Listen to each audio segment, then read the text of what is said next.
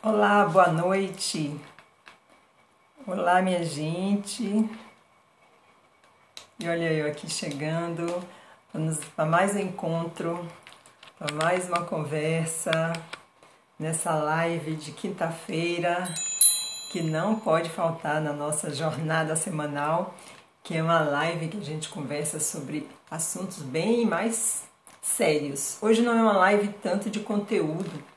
Hoje vai ser uma live mesmo para a gente abordar algumas questões pessoais relativas à nossa profissão, relativas à nossa reflexão no nosso dia a dia da nossa vida, tá bom? Decidi fazer isso com vocês hoje, a gente se encontrar para tomar um chá e com esse chá podemos conversar. Deixa eu ver quem está chegando aqui, as minhas aves. O bando todo voando junto. E aí, meu bando lindo? Deixa eu ver vocês. Quem tá aqui? Aê, Paulinha, Ana Regina. Olá, queridas. Boa noite. Coisa boa estar com vocês. Gente, é muito bom. É muito bom chegar quinta-feira. Eu tô vindo terça, né? Terças e quintas. E hoje eu tô vendo que tem mais meninas aí que não apareceram aqui na terça. Senti falta de vocês. Lena, meu anjo do tarô, você tá aí, que bom. Olha, hoje eu quero que vocês participem bem, como vocês participam sempre, mas eu quero que vocês também contribuam com as suas reflexões, o que vocês sentem com relação às coisas que eu vou falar hoje. Eu tô trazendo assim uns pontos, né, bem picantes, digamos assim, no aspecto da nossa vida interior, tá? São falar mesmo das nossas crenças limitantes, dos nossos pontos fracos e também dos nossos pontos fortes, do que nos mobiliza a fazer o que fazemos, da forma como fazemos e do que nos impede também. O que nos impede de fazer o que nós fazemos, né? Da maneira que nós fazemos. E eu acho que de vez em quando a gente precisa parar para se escutar, para fazer uma avaliação da nossa experiência. Como é que está sendo a nossa experiência, certo? E eu vou abordar, lógico, que do ponto de vista mais profissional, que é o que eu trato com vocês sobre arte-terapia, né? A maioria das pessoas que me seguem, que estão à minha volta e que acompanham meu trabalho, que fazem meus cursos, que assistem minhas lives, que seguem meu canal no YouTube, são todas arte-terapeutas ou profissionais de psicologia, de áreas de terapia, né? Estou muito nesse métier. Mas tem também muitas pessoas que não são dessa área, que vêm de outras vertentes, que me acompanham há muitos anos e que estão aqui no Instagram entre meus seguidores. Então eu gosto de trazer assuntos que possam ser útil, né, para todo mundo, que é numa questão mais humana mesmo, né? De estar contribuindo para reflexões nessa vida tão corrida que a gente tem no dia a dia, que a gente não para se escutar, não para se sentir, não para respirar. Não é assim que a gente está vivendo? Vocês estão sentindo isso? Eu tô, viu? Eu tenho períodos do ano que são bem puxados, bem corridos, que é a fase dos lançamentos dos meus cursos, que eu tô hoje eu sou uma produtora digital, então tem fases do ano que são bem mais carregadas. Tem fases que são mais light, como agora, né? Eu tô com um curso que foi lançado, que já tem um mês, então tô na fase mesmo de produzir conteúdo, fazer live e dar aula. E aí de vez em quando eu lanço uma aulinha, uma masterclass, e aí fica light. Daqui a pouco, né, começa de novo. Daqui a uns meses eu tô novamente lançando mais uma turma, então o trabalho aumenta. Esse mês eu vou ter uma aula, uma masterclass que eu vou lançar, e aí vocês vão ver, vai aumentar um pouco o movimento, que é uma masterclass sobre os sonhos, né? Aprender a lembrar e extrair lições, né, aprendizados dos sonhos, e eu quero ensinar pessoas leigas, pessoas que não são terapeutas, a usarem os sonhos como uma ferramenta de autoconhecimento. Esse é o objetivo dessa Masterclass que eu vou dar dia 28 de novembro, que é um sábado. Por quê? Porque eu sinto que o sonho é uma ferramenta que todo mundo tem, todos os dias. É possível você se conectar com a sua alma, com seus conteúdos internos através dos seus sonhos e extrair daí informações, lições, né? O seu estado de ânimo, o seu estado de espírito, como é que você está vivendo, para não ficar vivendo às cegas, movido somente pelas emoções. Mas não, a maioria das pessoas não sabe como usar isso, não sabe como chegar a esse conteúdo, como extrair informações dos seus sonhos. E aí eu decidi fazer uma aula que não vai ser só para arteterapeutas e psicólogos, uma aula aberta a maior número de pessoas interessadas em usar os sonhos como ferramenta de autoconhecimento, tá bom? Então, se vocês souberem de pessoas, divulguem para que as pessoas venham e descubram que quando dormem, elas estão vivendo a sua verdade e extrair conhecimento dessa realidade escondida, né, quando a gente abandona a consciência e vai para esse mundo dos sonhos, viu? Mas hoje eu não vim aqui falar de sonhos só, eu vim aqui também para a gente falar sobre os nossos obstáculos. E eu quero falar sobre isso. Falar sobre os obstáculos. Eu fiz uma postagem.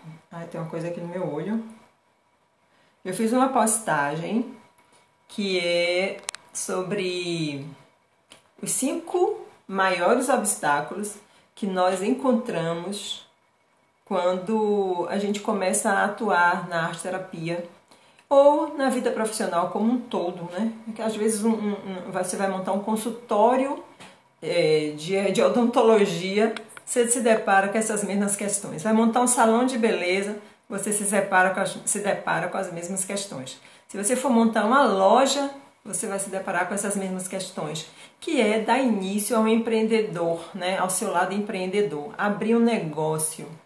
Na verdade, nós somos empreendedoras todas as vezes que você resolve montar uma sala e atender clientes ali. Isso é empreendedorismo, porque você é uma arte-terapeuta que está, nesse momento, se voltando para um lado mais comercial, que é criar um estabelecimento para atender seus clientes, não é isso?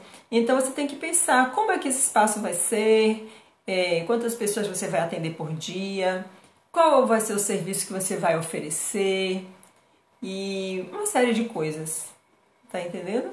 Que não é exatamente o nosso conhecimento de arte-terapia, o nosso conhecimento da psique humana, né? Nós usamos aí nessa hora um outro lado nosso, é o nosso lado mais da ação, aquele nosso lado que precisa fazer escolhas, dirigir, comandar, direcionar, que é o nosso aspecto masculino, o nosso lado yang. Então, que vai conduzir as coisas, né? Eu sempre dizia assim, essa parte de fazer conta não é comigo. Que eu dizia na época, quando eu estava começando meu ateliê, e aí eu falava para meu marido, olha, eu sou artista, eu não gosto de fazer conta, então você tem que tomar conta dessa parte, que era a parte de comprar produto, comprar tecido, administrar os clientes, né? Mandar pedido, tirar pedido, tudo que eu não gostava, a parte burocrática. Aí eu encarregava ele disso, porque eu gostava de ficar no ateliê pintando, e eu pintava dia e noite, né? Porque eu sou muito apaixonada por pintura e na época eu estava descobrindo esse meu talento, né?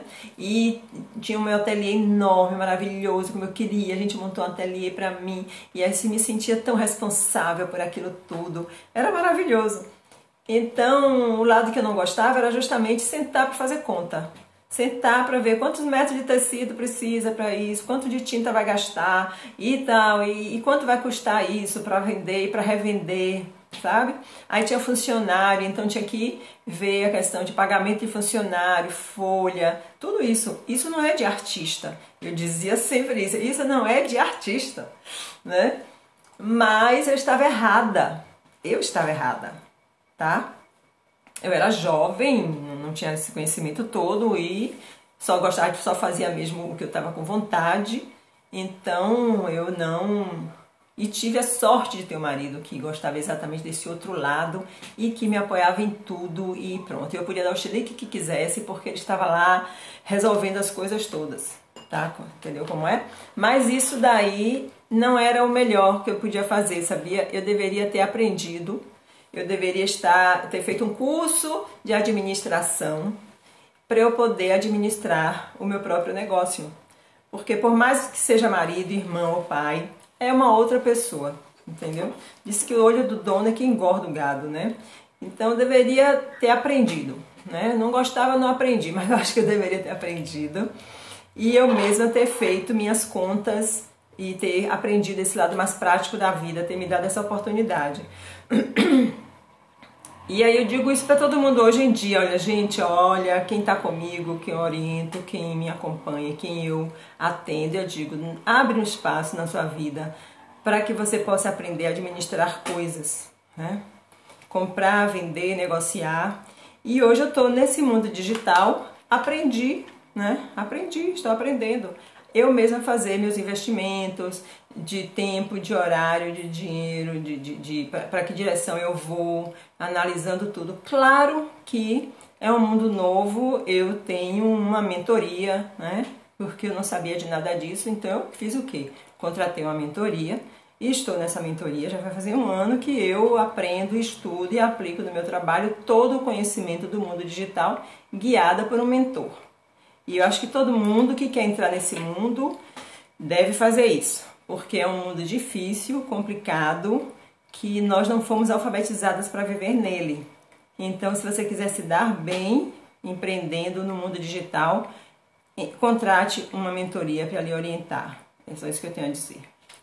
Mas então, do outro lado, nós começamos a vida mesmo como as terapeutas, sozinhas, né, montando o nosso espaço, aos pouquinhos, conquistando clientes nos nossos relacionamentos, né, se dedicando a isso, pintando as paredes com as próprias mãos, né, muitas vezes a gente mesma que faz toda a decoração da sala, a gente pinta e borda com todo amor para poder trazer uma energia maravilhosa, né?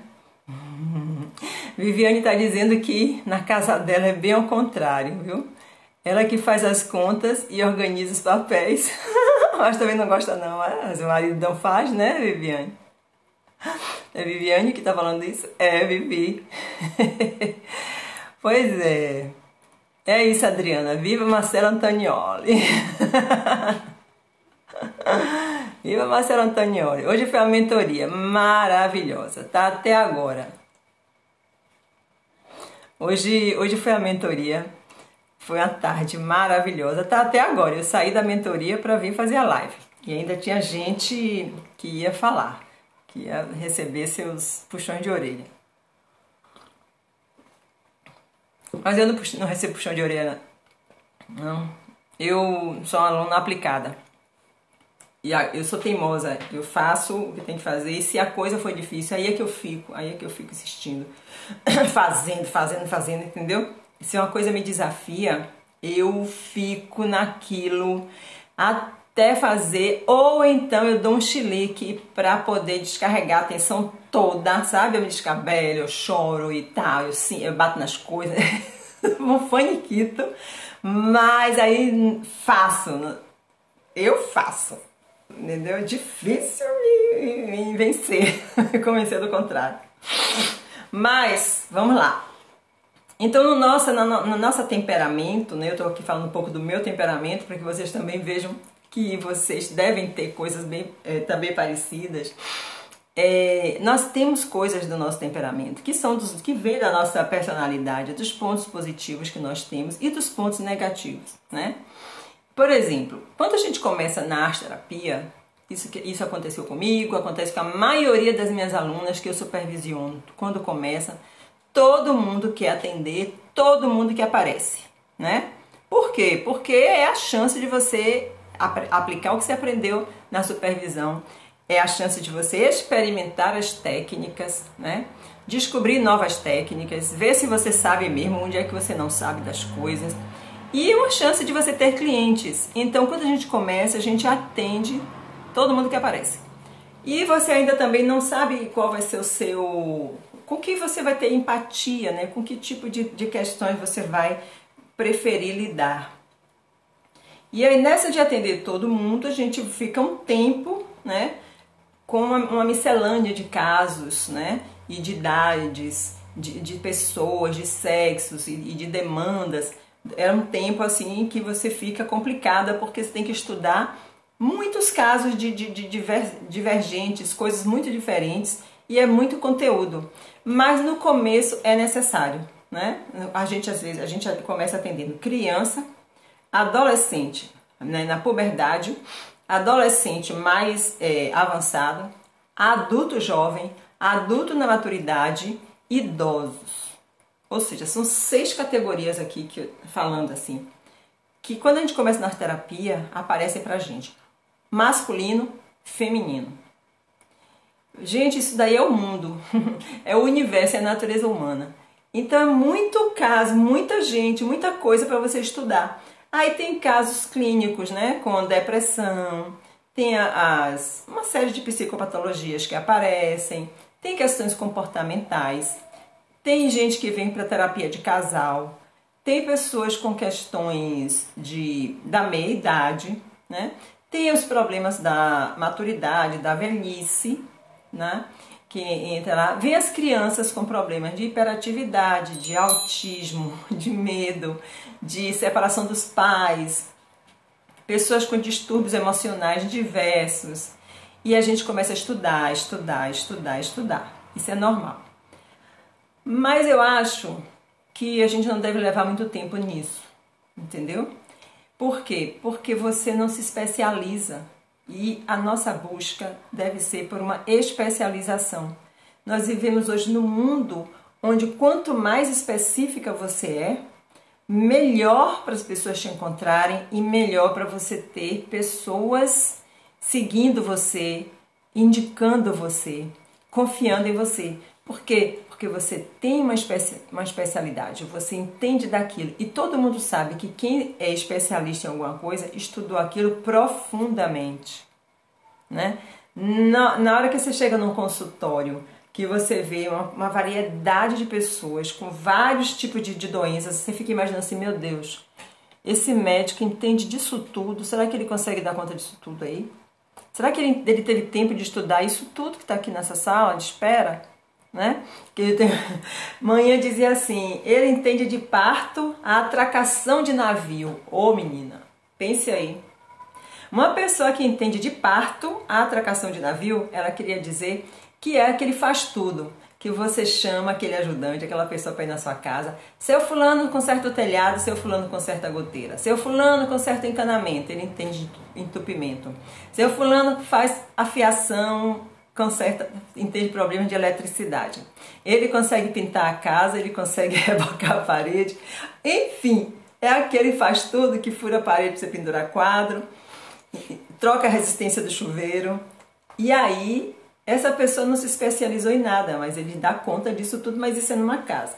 Eu imagino que numa clínica, né, a pessoa não tenha tempo de aprofundar tanta coisa assim, porque você está lidando com o ser humano, com pessoas. E aí é preciso, gente, eu acho importante. Eu me especializei assim, meus primeiros 2 anos fui fazendo também atendimentos diversos. Eu fiquei em hospital psiquiátrico para aprender, né, as patologias, porque no curso que eu fiz a gente não viu as psicopatologias. Daí eu estagiei no hospital, né, psiquiátrico no Juliano Moreira, fiz parte de uma equipe. Aprendi muito, mas aí eu também descobri que eu não tinha afinidade com psicopatologia. Então descobri que eu tenho uma afinidade enorme com autoconhecimento e com o lado motivacional do comportamento. Motivar as pessoas. Isso eu vim descobrindo com os atendimentos que eu fazia. O meu público sempre foi o feminino, desde o início.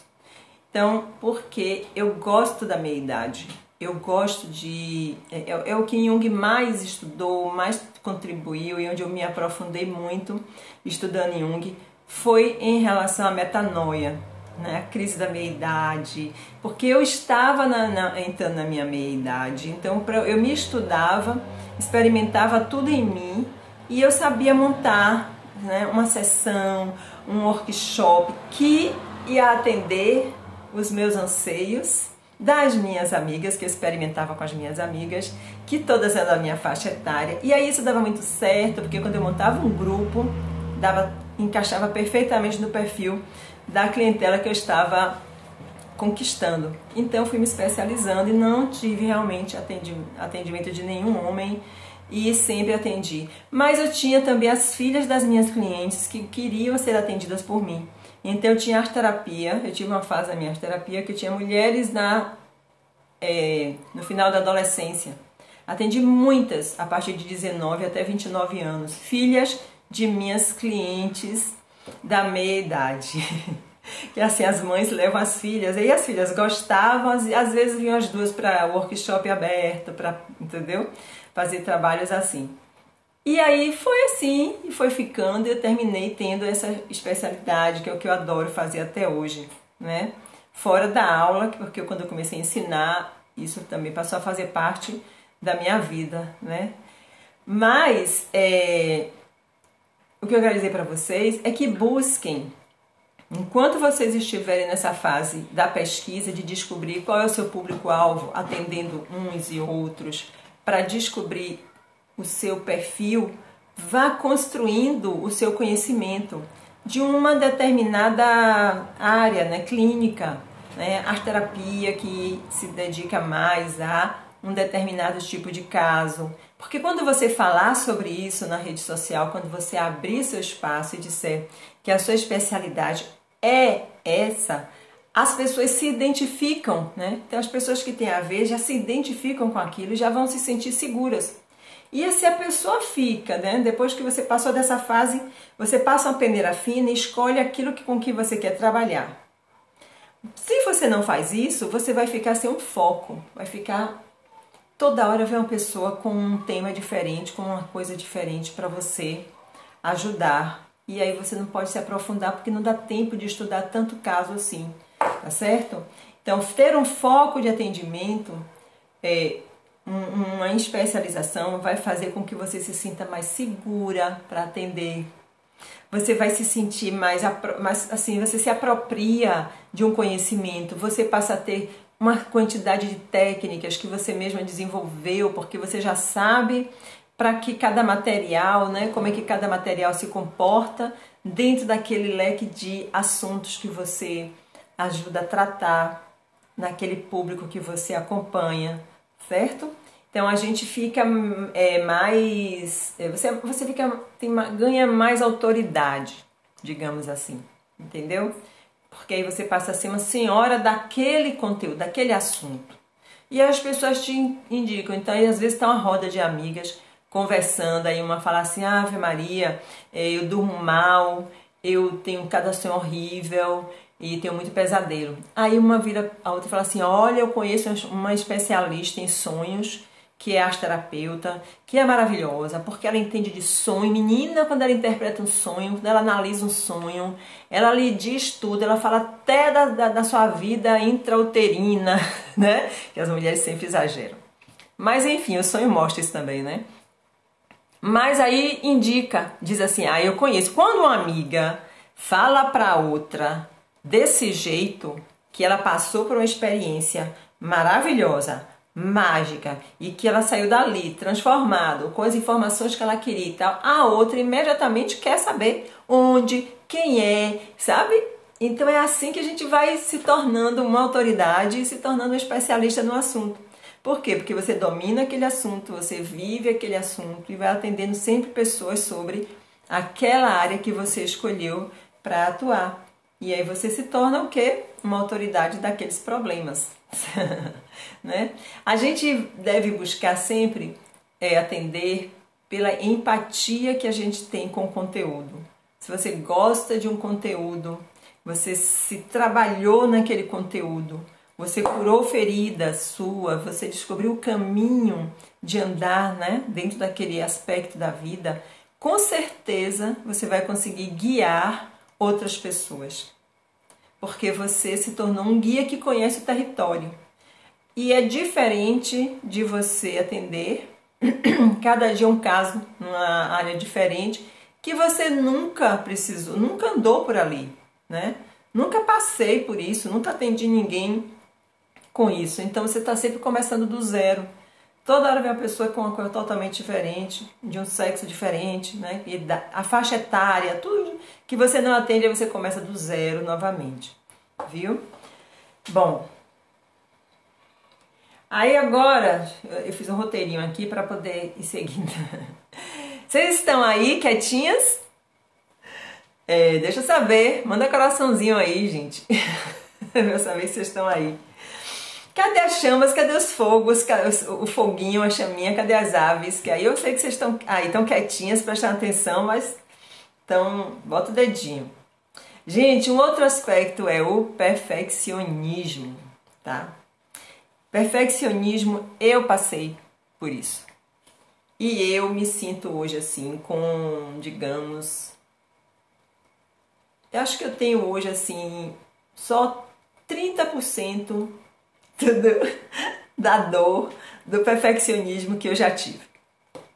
Eu era muito perfeccionista. E eu passei por uma escola de perfeccionismo porque eu fui manequim, modelo e vivi depois dançarina. Então eu vivi em todos os grupos onde a perfeição é perseguida a cada milímetro. Na dança, a técnica é perseguida a cada milímetro, sabe? Depois eu fui manequim, desfilar, era perseguido a cada milímetro, a perfeição, o corpo, o peso, a roupa e tal. Depois eu fui para decoração, a perfeição é perseguida na decoração a cada milímetro. Depois eu passei 7 anos dentro de uma filosofia indiana, oriental, né? Que é o Raja Yoga, e eu estudei e me tornei professora de Raja Yoga, e a busca era pela perfeição.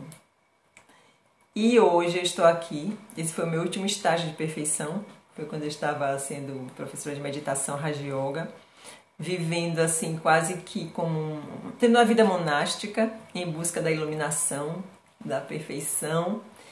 E isso tudo me deu muito aprendizado, me fez eu enxergar melhor, né, o que é ser humano e valorizar as imperfeições da vida. Então hoje eu digo para vocês, quando eu percebo que o meu perfeccionismo está exagerado, eu começo a sofrer. É quando eu começo a sofrer, quando eu começo a sentir dor, quando eu começo a sentir tensão nos ombros, nas costas, dor de cabeça, eu digo pronto. Começou a agonia de querer fazer melhor, fazer perfeito, eu tenho cãibra. E isso é enrijecimento na musculatura. Toda vez que eu estou me exigindo mais do que eu posso, eu sinto cãibras, entendeu? Cãibra na perna, na batata da perna, nos pés. Aí eu já sei. Eu digo, começou a neurose, a maluquice de querer fazer isso melhor do que eu estou fazendo. Que a perfeição é agora, né? Então eu paro. Eu digo, poxa, não vai ser assim, vai ser como puder ser, eu vou respirar, eu vou relaxar, aí eu paro tudo, medito. Entro em contato de novo com a minha humanidade, com as minhas imperfeições, com as impossibilidades do ser humano ser perfeito, e sei que nunca não vai existir ninguém perfeito no mundo, isso eu sei, né? E então eu volto a mim. É como se fosse um surto, sabe? Surto de perfeccionismo. Então, de vez em quando eu tenho, mas eu saio dele. Hoje em dia eu sei sair dele, sabe? E esse perfeccionismo é quando a gente nunca está satisfeita com o que está conseguindo fazer. Você faz da melhor forma que você pode fazer. E o resultado é naquele nível de consciência que você tem, com as habilidades que você tem, com o controle que você tem sobre aquilo que você está tentando fazer. Você está fazendo o seu melhor. Mas o perfeccionismo faz a gente querer ir além, porque além do seu potencial, o perfeccionismo cria uma expectativa muito mais elevada que sempre está sendo uma comparação com um nível muito acima do seu. É um patamar acima que a gente coloca e quer chegar lá de qualquer jeito, e aí fica insatisfeita o tempo inteiro com o que faz. E aí, sabe o que é que acontece? Nunca se sente dona do conhecimento, nunca se sente pronta para começar, nunca se sente feliz porque está fazendo aquilo, está sempre insatisfeita, com a nuca tensa, o maxilar travado, ó, porque trava aqui, aí endurece aqui, né, esses músculos daqui. A gente fica, sobrecarrega a lombar e aí trava as articulações, entendeu? Muita coisa acontece por causa do perfeccionismo exagerado.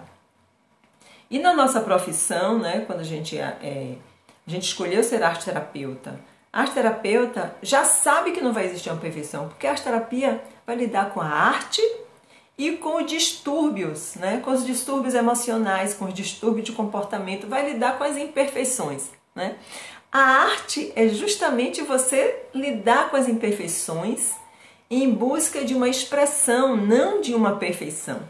Na arte a gente busca uma expressão, né? Na arte-terapia a gente está em busca da expressão da pessoa com um determinado material, que também não é perfeito, né? A gente pega na argila, a argila é imperfeita. Você vai trabalhar com arame, o arame é imperfeito. Você pega nas tintas, você pega nos pincéis, tudo tem suas imperfeições que são exatamente as suas características, né? Cada coisa tem características próprias e inerentes ao material, aos instrumentos. Então, por que a gente fica então com essa paranoia de uma perfeição? Por quê? Porque dentro de nós tem uma voz exigindo que você agrade o outro, né? Que você seja vista, que você receba elogios. Então é uma sede por perfeição, é uma sede por agradar o outro, para receber em troca um olhar de admiração, um olhar de exclamação, né? Palavras que terminam com um ponto de exclamação. Que lindo, que maravilha, nossa, você é perfeita, né? Me surpreendeu, sabe? Então a gente gosta de ouvir isso, o perfeccionismo gosta de ouvir isso. E o ego, quando ele está nessa busca, ele está na raiz disso, é um desejo por aceitação, na verdade, entendeu? O que está lá embaixo é, eu quero ser aceita, eu preciso ser aceita. E aí quem sofre do complexo de rejeição, tem medo de rejeição, medo de crítica, né? Medo de abandono, medo de ouvir não, né? Aí a raiz está lá, né? A negatividade está lá na raiz. Então a pessoa se esmera para ser algo acima da média, para que o outro se apaixone por ela, queira fazer o trabalho com ela, elogie, né? Tem pessoas que querem que as pessoas dependam dela, né? Façam tudo que vão fazer, busquem pelos serviços dela, porque ela é a melhor. Então cria dependência nas pessoas. Então é bem grave, né, essa questão do perfeccionismo. E essas pessoas têm uma autocrítica muito severa, certo? Quando a gente é perfeccionista, a gente fica se criticando, se julgando e se dando notas que nunca chegam a 9. É sempre notas de 8 para baixo. Você está sempre no sofrível ou no mediano, ou se você diz que é medíocre, que esse resultado qualquer um conseguiria. E aí por aí vai, né? Palavras depreciativas contra si mesma. E isso rebaixa a autoestima. Então o resultado do perfeccionismo na vida da gente é que a autoestima fica sempre em baixa. Porque você não se sente amada e não se sente com direito, né? Não se sente merecedora do pódio, do melhor lugar. Porque você ainda não está pronta, você não é perfeita. Então todo mundo pode ir para o pódio, menos você, porque você ainda não está pronta, tá? Então, a gente vive também com relação às questões do tempo e dos prazos, sempre estamos atrasadas para entregar as coisas, né? Porque de todo mundo ficar pronto, você ainda está se esmerando com os últimos detalhes, ainda está na dúvida se é aquela cor mesmo ou é outra cor. Sempre entrega as coisas acima da hora. Corre, né? Tem que estar correndo porque você teve um tempo enorme, mas estava na dúvida se botava tal cor, essa cor, desse jeito ou daquele jeito. Aí de última hora tem que tomar uma decisão, então tá, vai esse mesmo. E aí você fica insatisfeita. É bem assim. Então, essa coisa de protelar ao máximo o momento de começar é o medo de enfrentar os desafios também, tá? Então, você fica idealizando o momento ideal. Eu vou começar, minha sala está pronta. Eu vou abrir, vou começar a atender na próxima semana.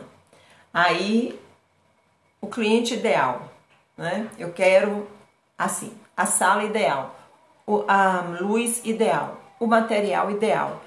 Pega as listas, pega os livros, entra nos sites, né? E começa a ver as especificações das coisas, como devem ser usadas e criar normas, métodos para o atendimento. Então, a perfeição vai aparecer que horas? E que horas é que você vai saber que está pronta e que está tudo perfeito? Se cada coisa tem... Isso tudo é muito relativo, né? Cada coisa tem um nível de perfeição e de imperfeição. E a gente tem que lidar com isso. A gente lida com isso o tempo inteiro. Então, às vezes a pessoa chega, né? Você chega no primeiro atendimento, a pessoa senta na cadeira, começa a trabalhar com os materiais... E aí ela mancha a mesa, cai tinta no chão, cai um pedaço de argila, ela pisa em cima, aí deixa um borrão no chão. Às vezes respinga tinta na parede, né? Novinha que você acabou de pintar, né? Aí, às vezes pinga tinta acrílica no estofado da cadeira. Gente, um ambiente onde você vai trabalhar com arte, ele não pode ser engessado, ele não pode ser pasteurizado. Então, o que diríamos se, para falar que o ambiente para arte terapia é perfeito, se a gente fosse falar essa palavra? Perfeito é aquele espaço que permite a livre expressão no atendimento. Que se a pessoa dançar, fazendo uma pintura espontânea e pingar tinta na parede, ok. Se o papel que está colado na parede para ela pintar vazar e manchar o outro lado da parede, ok. Se a tinta escorrer no chão, ok. Se quando ela trabalhar com argila, der vontade dela pisar na argila, ela botar o bloco de argila no chão e pisar, ok. Você entendeu? Se ela quiser se derramar água na mesa, se trabalhar com a bacia para botar os pés na água, as crianças espanarem água para os lados, fazendo um trabalho com areia, ok. Então este é um ambiente para a arte terapia funcionar da melhor maneira possível, onde as expressões artísticas têm espaço para acontecerem e as coisas não vão ser consideradas erro, né? E a pessoa não vai se sentir oprimida e pedir desculpas na sessão dela de arte terapia porque caiu tinta no chão, ou porque manchou uma parede, ou porque a criança pintou a mão e aí, plã, antes de você falar, ela foi lá e imprimiu a mão dela na parede. Então, ok, porque é um espaço para arte, para expressão. Assim ele é perfeito. Se isso não puder acontecer no espaço, se você entra em desespero toda vez que as crianças começam a pegar na tinta e você não sabe que essa tinta em algum momento vai terminar na parede ou na cadeira e você está aflita com isso, esse espaço não está ok para arte terapia. Ele está ok para uma outra coisa, para um outro tipo de sessão. Então, quando você idealizar o seu espaço, não idealize de forma técnica, né, de funcionar dessa forma, mas idealize que ele seja perfeito para a expressão artística, para a expressão da alma, para a música, para a dança, para a pintura, para o desenho, para a colagem, para a modelagem, e que tudo isso vai acontecer de uma maneira harmoniosa com o espaço. E aí a gente pode dizer que existe um espaço acolhedor para a arte terapia, tá bom? O meu ateliê, ele é assim. Eu nunca tive que me preocupar com o que o cliente ou com as crianças vão fazer com os materiais. Eu não fico preocupada com isso, porque Onde a mão pegar, se imprimir tinta, fica lá como um registro da sessão. Faz parte, faça fazer parte. Você entendeu? Então, pra mim tá tudo bem. Não tem problema nenhum. A outra coisa sobre o ego agora, eu vou falar. O ego inflado, né? E ego inflado, gente, é um atraso de vida. A gente nem sabe às vezes que está com o ego inflado, mas quando sonha voando, quando sonha flutuando dentro de casa, nos lugares, acima das situações, é um sinal. E tem outros sinais que aparecem nos sonhos, mas um deles é estar flutuando, não pisar no chão, ficar feito um balão, voando, entendeu? Pelos lugares. E o que é que a gente vê sintomas de ego inflado quando a gente está fazendo arte-terapia? E ainda nem começou a fazer arte-terapia às vezes. É se encher tanto de conteúdo, de curso, de informação, de nomes, de títulos, né? Fazer uma lista de coisas que você quer escrever quando falar o seu nome para alguém, ou para se apresentar. Então, antes de dizer o nome, fala logo, né? Arte-terapeuta fulana de tal. Ela é especialista em isso, aquilo, aquilo outro, aquilo lá, formada também em tal coisa, tal coisa, tal coisa, tal coisa. Então, vem aquela lista de títulos, né? Naquela pessoa que está ali numa persona. E aí você procura, cadê ela, cadê a alma, cadê a pessoa mesmo, e aí você não acha. Então essa insegurança de achar que tem que fazer uma série de cursos e de extensões para se dizer arte-terapeuta é uma baita de insegurança. Porque você só precisa dizer, se você for realmente, se você pratica realmente arte-terapia, você só precisa dizer o seu nome e depois que você é especializado em arte-terapia, que arte-terapia é a sua praia, que arte-terapia é o que você mais gosta de fazer, é o que você faz para ajudar as pessoas, e aí com isso que você lida.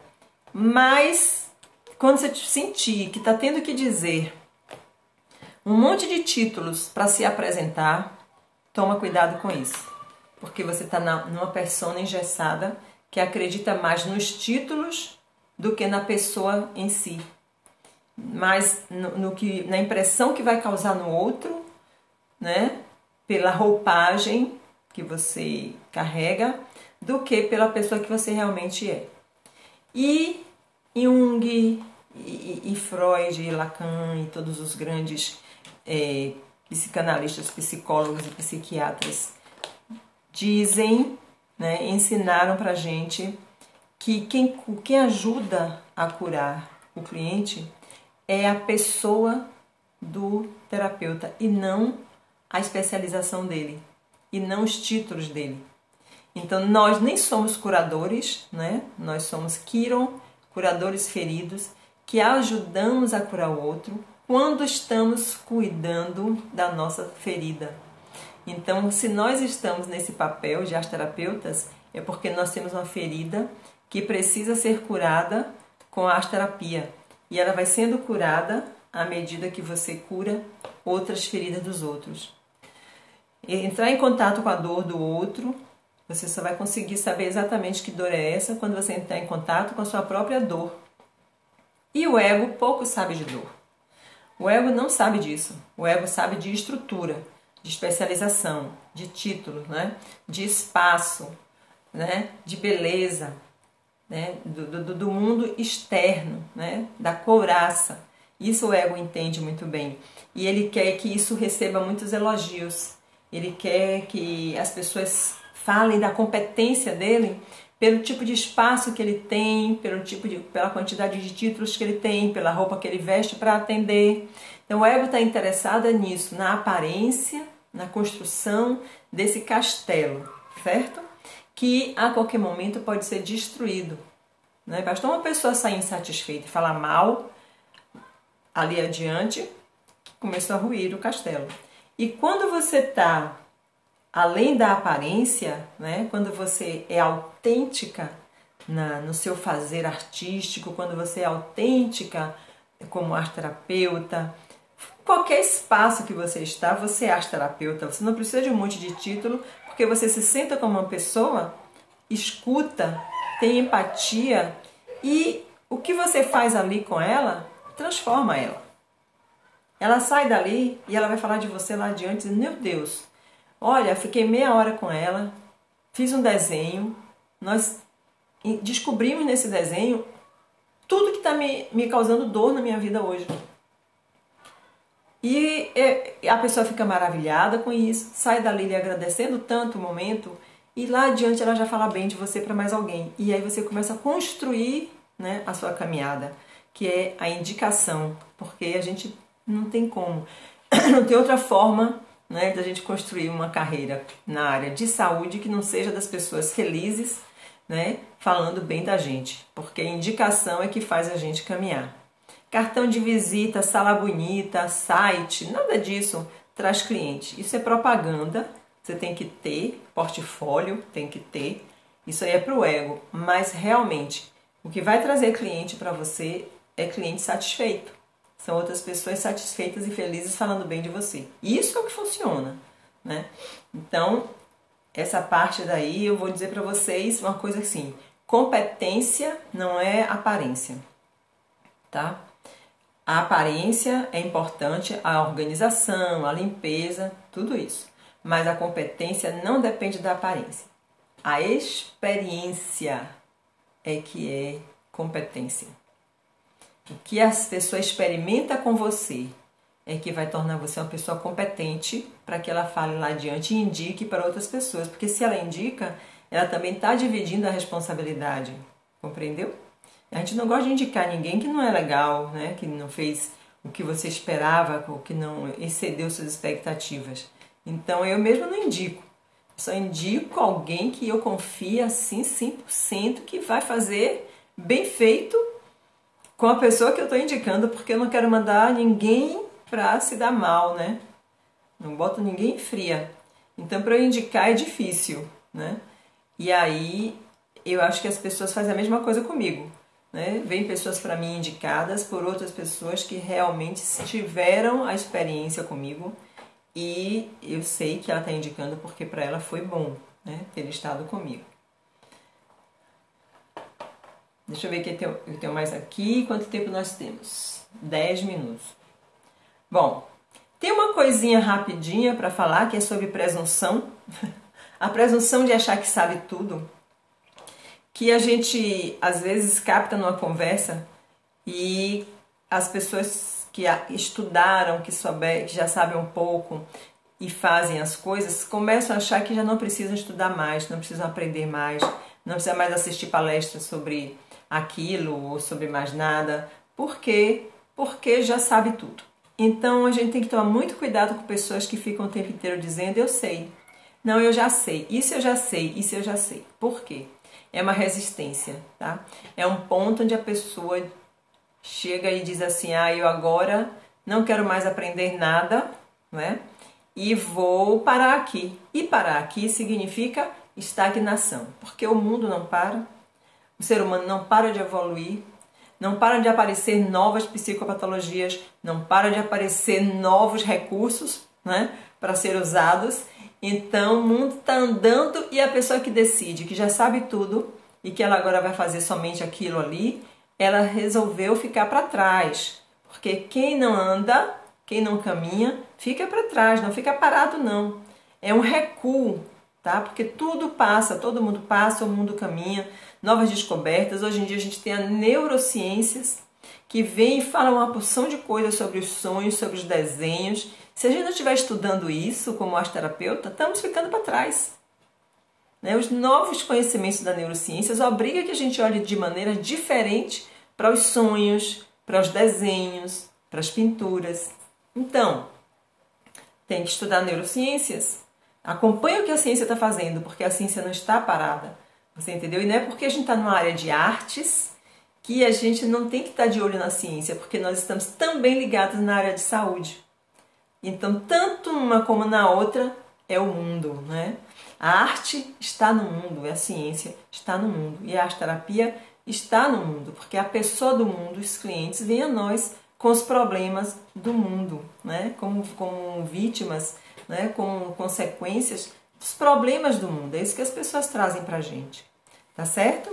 Então tem essa questão, né, da presunção de achar que sabe tudo e o medo, né? Por último, eu quero falar sobre o medo, que é o medo de diversas possibilidades. A gente, quando vai começar um negócio, quando vai montar nosso espaço de arte terapia, é medo de todo tipo que aparece, porque a nossa raiz está lá na infância e de lá para cá a gente construiu um alicerce, né? O nosso alicerce foi construído na nossa infância e em cima dele nós erguemos os nossos edifícios.